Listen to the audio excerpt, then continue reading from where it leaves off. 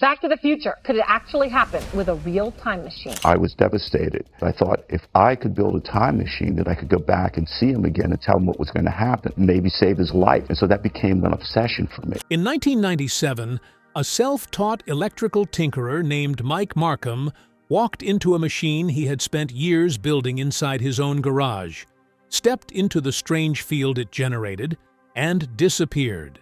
There was no warning, no final message, and no explanation of where he went. One moment, Mike was standing inside the workshop where he had conducted countless experiments, surrounded by the machines, wires, and inventions he had created with his own hands. The next moment, he was simply gone, leaving behind only silence, unanswered questions, and a mystery that would remain unsolved for decades. That same night, the garage that had contained years of Mike's research, experiments, and dangerous electrical projects suddenly burned to the ground. When investigators arrived at the scene, they discovered a destruction unlike anything they had expected. Melted copper wires hung from the walls, transformers were completely destroyed, electrical equipment had been reduced to burned fragments, and a perfectly circular 6-foot burn mark was found scorched into the concrete floor. The damage suggested that an enormous amount of energy had been released inside the small garage. But among all the destruction, one thing was missing. There was nobody there, no remains, no evidence that Mike had escaped, no trace of where he had gone. Before we go any further, make sure to subscribe to the channel and help us reach our goal of 5,000 subscribers. Because what happened next would transform Mike Markham's disappearance into one of the strangest mysteries ever imagined. The only object that survived the fire was a handwritten note hidden inside a metal toolbox. It was a short message written by Mike himself, a single sentence that would become the foundation of one of the most unusual mysteries ever discussed. The note simply read, "It's not about time, it's about how you see things." For the next 29 years, people around the world would debate what those words truly meant. Was Mike trying to explain a discovery beyond human understanding? Was it a hidden clue about what happened inside that garage? Or was it simply the final thought of a man who had pushed his experiments too far? As the story spread, the internet became filled with countless theories. Some believed Mike had discovered a way to travel through time. Others claimed he had opened a doorway to another dimension, a place beyond normal human perception. Some suggested that he had been taken by a secret government project, while others argued that Mike Markham was nothing more than an elaborate mystery created online. For years, nobody knew which explanation, if any, was close to the truth. But then, in 2022, something happened that completely changed the story. Mike Markham returned, older, exhausted, and carrying a wooden box filled with journals, technical diagrams, and nearly 3 decades of evidence. After almost 30 years of silence, the man who had vanished from his own garage was finally back. But what he brought with him was not proof of time travel, and it was not evidence of a simple experiment gone wrong. Instead, it was something far stranger, something that raised even more questions about what really happened that night in 1997. This is the story of Mike Markham, the discovery that changed his life, and the experiment that revealed something he was never supposed to find. Long before the disappearance, Mike Markham was just a man with an unusual obsession. Growing up in rural Missouri during the 1970s and 1980s, he was not a university scientist, a government researcher, or someone with access to advanced laboratories. He had no degrees, no funding, and no powerful connections. He was simply a person fascinated by electricity and determined to understand it. While most people ignored broken machines and discarded electronics, Mike saw possibilities.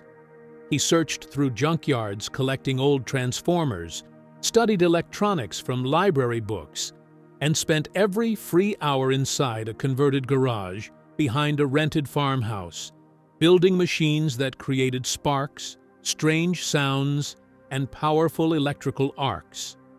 That garage became his personal laboratory. Inside those walls, Mike experimented with Tesla coils, Jacob's ladders, and countless high-voltage devices designed to produce some of the most dramatic effects electricity could create. He was fascinated by the raw, unpredictable power of electrical energy. He wasn't trying to become famous. He wasn't trying to prove something to the world. He simply wanted to understand something most people never thought about. But sometime in the early 1990s, that obsession led him toward an experiment that would change everything. It began with a simple device called a Jacob's ladder. Two metal rods positioned in a V-shape, connected to a high-voltage source, creating an electrical arc that rises upward between them. It was a standard physics demonstration, something commonly used to show how electricity behaves. But during one of his experiments, Mike noticed something that no textbook had prepared him for.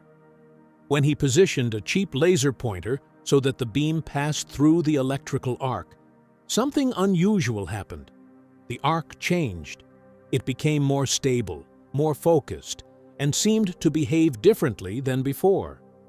At the same time, objects placed near the arc appeared to flicker. At first, Mike believed it was nothing more than an optical illusion. The intense brightness of the electrical arc could easily trick the human eye. Maybe his mind was interpreting something that wasn't actually happening. But he couldn't ignore what he was seeing. So he began testing the phenomenon carefully and repeatedly. He placed small metal objects between the rods, including screws, washers, and coins, watching closely for any changes. And sometimes, for a tiny fraction of a second, something impossible seemed to happen. The objects disappeared, not moved, not dropped, not hidden. They simply vanished. One moment, they were visible. The next moment, they were gone. And then, almost instantly, they returned to the exact same position as if nothing had happened. That was the moment Mike Markham's life changed forever. From that point forward, there was a clear line separating his life into two parts. Everything before that discovery and everything after it.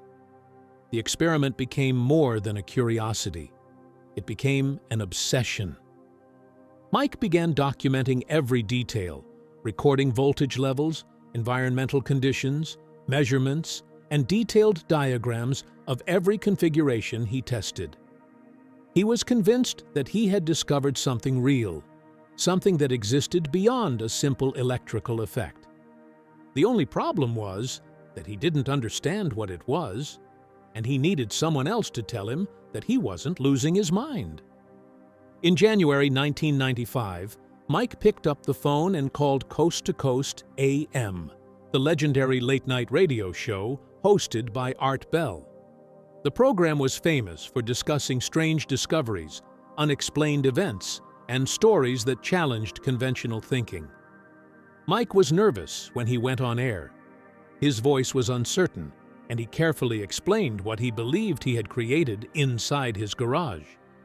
He told Art Bell that he had built a device capable of making objects vanish from reality for fractions of a second before returning them exactly where they had been, unchanged.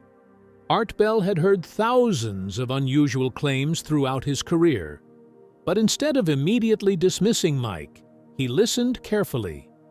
Then he asked the question everyone was thinking. "How do you know the object disappears?" Art asked. "Could it just be an optical illusion from the arc?" Mike's answer made Art go silent. "I know it disappears because I can feel it," Mike said. He explained that when the field reached the right conditions, something inside the garage felt completely different.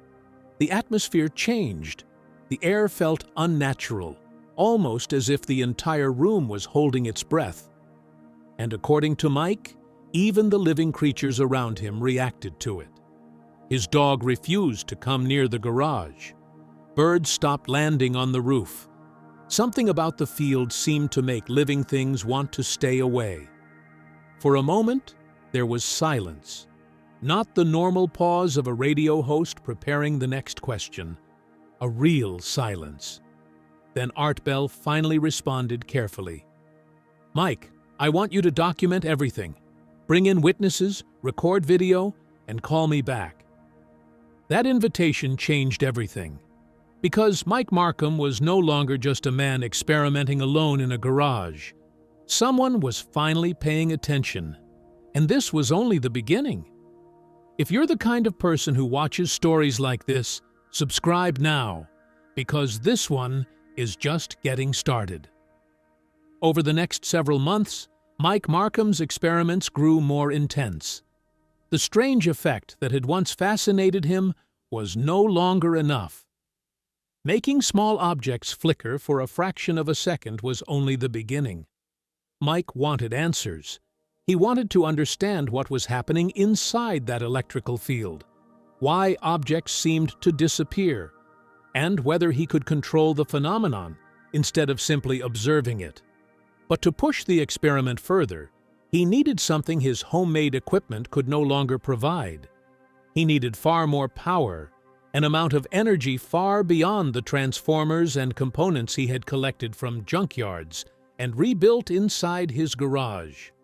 And in the summer of 1995, Mike made a decision that would completely change the direction of his experiments. According to the story, he took 6 industrial transformers from a rural electrical substation and connected them together inside his garage, creating a system capable of drawing enormous amounts of electricity directly from the power grid. What had once been a small personal experiment had now become something much more powerful and much more dangerous. When Mike activated the system, the machine consumed so much electricity that it caused a brownout across several nearby properties. Lights flickered throughout the area. Electrical equipment failed. The sudden power disturbance was impossible to ignore, and utility investigators eventually traced the unusual surge back to one location: Mike Markham's garage. The discovery led to his arrest. Mike was charged with theft and reckless endangerment and sentenced to 60 days in county jail. For most people, that moment would have been the end of the experiment. It would have been the point where reality finally caught up, where someone stepped away from the danger and returned to a normal life. But Mike was not ready to walk away. Instead of abandoning the project, those 60 days behind bars only intensified his determination. He spent his time drawing new designs, improving calculations, and planning a more advanced version of the machine. When he finally walked out of jail in late 1995, he wasn't less obsessed than before. He was more focused, more determined, and more convinced that he was close to discovering something extraordinary.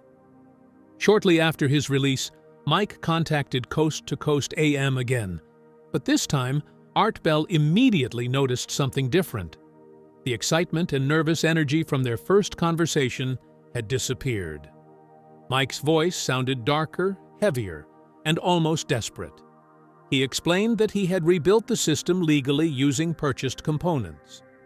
The new design included improved control mechanisms, a more precise laser stabilization system, and a much more refined setup. But according to Mike, the effects were no longer subtle. The objects were not simply flickering anymore. They were disappearing for seconds at a time. And when they returned, something was different. Objects aren't just flickering anymore, Mike told Art. They're gone for seconds, sometimes longer. And when they come back, sometimes they come back wrong. He described an experiment involving a wooden block placed directly between the electrical arcs. According to Mike, the block disappeared for approximately 3 seconds. But when it returned, it was freezing cold, far colder than the surrounding environment, as if it had been somewhere completely different, somewhere with a much lower temperature. He continued by describing another test involving a flower. The flower disappeared inside the field and returned moments later, but instead of looking unchanged, it had wilted, as if days had passed for it, while only seconds had passed outside the machine. Then Mike revealed the experiment that changed the tone of the conversation completely. He had tested the field on a living creature, a mouse.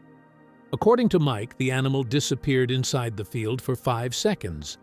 When it returned, it was still alive, but something was clearly wrong. It appeared confused and disoriented, moving strangely, refusing to eat, and unable to return to normal behavior. 2 days later, the mouse died. For the first time, Art Bell's curiosity turned into genuine concern. The mystery that had fascinated him now sounded dangerous. "Mike," Art warned, and the worry in his voice was clear. "You need to stop experimenting alone. Contact real scientists. Get proper oversight. This is beyond what one person should be doing inside a garage." But Mike's response revealed something important. He wasn't looking for someone to stop him anymore. The experiment had become more than a discovery. It had become an obsession, and that obsession was about to push him toward the final experiment. In late February 1996, Mike Markham made what would become his final call to Coast AM. Even Art Bell's audience, people who had spent years listening to stories about strange discoveries and unexplained events, realized something was different about this conversation. Mike was no longer talking about objects disappearing. He was no longer describing experiments from a safe distance. He was talking about himself. Mike explained that he had enlarged the field. The machine was now powerful enough that he could step partially into it. And according to him, the experience changed the way he perceived time itself. He described a sensation where everything around him seemed to slow down while he remained unaffected. "It's like everything slows down except you," Mike explained. "You can see things happening in slow motion. You can move between seconds. And when you step out, you realize more time has passed than you experienced. Like you were gone longer than you thought." For a moment, there was complete silence on the line. Then Art Bell asked the question everyone listening wanted answered. "Mike, are you telling me you've built a time machine?" Mike paused before responding. "I don't know if it's time travel, but it's something. The field disrupts normal perception or normal reality. I can't tell which. But I'm close, Art. I just need more power and a better stabilizer." Art tried one final time to convince him to stop. He told Mike to bring in scientists, to work with experts, and to stop carrying out such dangerous experiments alone. But by then, something had changed. Mike's thoughts had become increasingly filled with suspicion. He talked about possible government surveillance, people watching his home, and unfamiliar cars appearing near his property. The call ended with a promise. Mike said he would call again in March. He promised he would have proof. Video, measurements, everything Art had asked for. But that call never came. March 1997 arrived, and Mike Markham had disappeared from public view. His phone was disconnected. Letters sent to him were returned. People who passed by the farmhouse reported that it appeared abandoned. The man who had spent years chasing the impossible had suddenly vanished. Then came the fire. The garage burned down. Investigators discovered the melted copper, destroyed transformers, and the strange 6-foot circular burn pattern on the concrete floor. But there was one thing they never found: a body. There was no Mike Markham.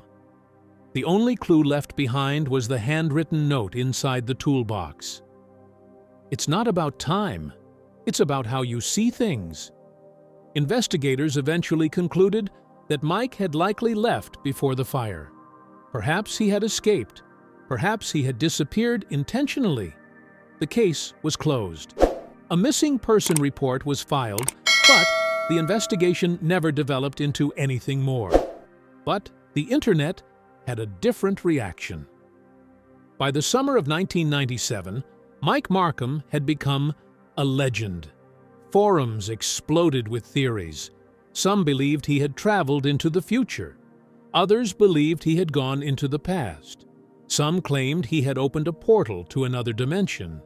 Others suggested he had been taken by the government or had staged the entire disappearance. Coast to Coast AM continued exploring the mystery, dedicating entire episodes to the strange case of the man who walked into his own machine and vanished. But the story was far from over, because the strangest part was still waiting to be discovered. After Mike Markham vanished in 1997, the story could have ended there. A missing person case, an abandoned farmhouse, a burned garage, a strange handwritten note left behind by a man who claimed to have discovered something impossible. But instead of disappearing into history, the mystery only grew stronger. The internet took the unanswered questions and transformed them into a legend. And then, one discovery in 1998 pushed the story into an entirely different direction. That summer, an internet researcher uncovered an old newspaper clipping from 1930 that immediately caught the attention of people following the Mike Markham mystery. The article described a body that had washed ashore on a California beach. The victim was a man estimated to be between 30 and 35 years old, but there was something unusual about the discovery. The clothing he was wearing appeared strangely modern for the time period, almost as if it belonged to a different era. But the strangest detail was the object found inside his pocket. A small rectangular metal device covered with buttons and unfamiliar symbols. A photograph of the object had been taken at the time, but the image was old and unclear. When people later enhanced the photograph and shared it online, they noticed something that sent the mystery into overdrive. The device appeared to resemble something a 1990s electronics enthusiast might have built. Some claimed they could see what looked like LED indicators. Others pointed out that the design style seemed similar to the sketches Mike Markham had created during his experiments. The question spread quickly.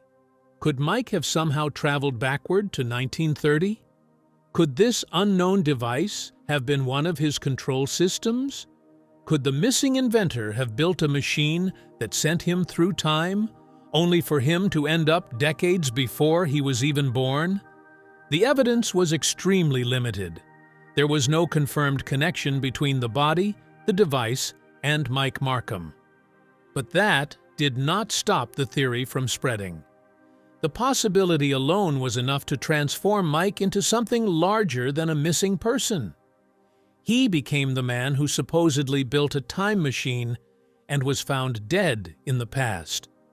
For years, that was where the story remained. An unsolved mystery passed around late-night forums, a strange cautionary tale shared among people fascinated by unexplained events. The story of a man who may have pushed science too far and disappeared beyond the boundaries of normal reality. Then, in 2006, everything changed. In September of that year, Dr. Harold Voss, a physics professor in Oregon who operated a blog focused on unusual scientific theories and fringe research, opened his email inbox and discovered a message that immediately caught his attention. The sender claimed to be Mike Markham. The message was short, but the words were enough to make Dr. Voss stop and read it again. "I know people think I'm dead. I'm not. But I'm not exactly here either. The machine worked, but not how I thought. I'm sending you diagrams, third-generation vortex stabilization frame. Don't build it, just study it. Understand what I couldn't." Attached to the email were technical diagrams far more advanced than anything Mike had ever publicly described. There were complex circuit designs, unusual field equations, and warnings about possible biological effects. The documents appeared to describe a much more advanced version of the machine he had supposedly built years earlier. Dr. Voss read the email multiple times. He attempted to reply, but the message failed. The sender disappeared. When he investigated further, he traced the email connection to a public library in Hawaii. Authorities looked into it, but nobody could identify anyone matching Mike Markham's description. No confirmed identity, no explanation, another dead end. But instead of solving the mystery, the message only created more questions. And the strangest chapter was still ahead. Nearly 3 decades after Mike Markham disappeared, a discovery was made that would bring the mystery back into the spotlight. In 2022, Andrew and Melanie Carter purchased an old farmhouse in rural Ohio. While renovating the attic, they discovered something hidden behind layers of insulation in a corner that appeared untouched for decades. A heavy wooden box.